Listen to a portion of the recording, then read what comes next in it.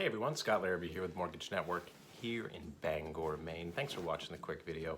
Look, it's taking a while, all right? I understand. Some folks, it's like 3 to 4 months before they find a home after getting pre-qualified. So, with that being said, and because it is taking a while, I was reading an article earlier on Keeping Current Matters, KCM.com, which is a great place to get information about, the current real estate market, and so forth. One of the articles I read, from the blog post I should say, is key things to avoid after applying for a mortgage, and this is really spot on. And I wanted to go over these points and just talk about them real quick because where it is taking 3 to 4 months after you get pre-qualified sometimes to go under contract, some things can happen in that time frame, so you should know. So number one, don't deposit cash into your bank accounts without speaking to your lender. And this really just goes to money being seasoned, and large deposits, cash deposits into your bank account need to be sourced. So make sure that if you are pre-qualified and during the period of time that you get pre-qualified to when you actually find a home, if you have made any large deposits or if you have a large sum of cash that you're looking to deposit, you're able to source it. You sold a car, get a bill of sale, talk with your lender because there may be other documentation that they'll need for underwriting in order to document that cash properly. So that's a big one, so keep that in mind. Number two is also a very important one. Don't make any large purchases, like don't buy a car or go open a credit line and get a bunch of furniture. Really don't do anything like that because that can affect your debt to income ratio. It can lower your credit score.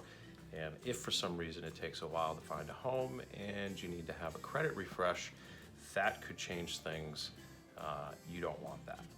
Okay, that was number two. Number three, don't co-sign on any loans. You shouldn't really probably co-sign on loans anyways, but when you're under, pre-qualification, pre-approval status for a mortgage and you're shopping for a home, do not co-sign on another loan. Okay, that was number three.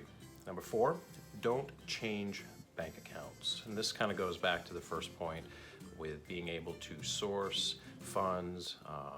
If you change bank accounts during the process of, again, finding a home after getting pre-qualified with original bank accounts that you started with to the new bank accounts, there may be some confusion. So I highly recommend talking with your lender if you do have to switch accounts for some reason, just to make sure you get them all the paperwork they need ahead of time and you're not scrambling around at the end. Okay. Number five, don't apply for any new credit. Okay, that's kind of a self-explanatory one that most lenders will tell you right off the bat, but seriously, don't apply for that credit card.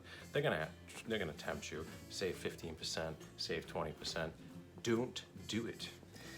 All right, number six, don't close any credit accounts. Don't change anything with your credit or your financial situation. That's really the best advice I could give you, but closing accounts can also affect your credit score. So this goes back to if you have your credit pulled originally and it takes some time for you to find a property, find a home, go under contract, you have to have your credit pulled again.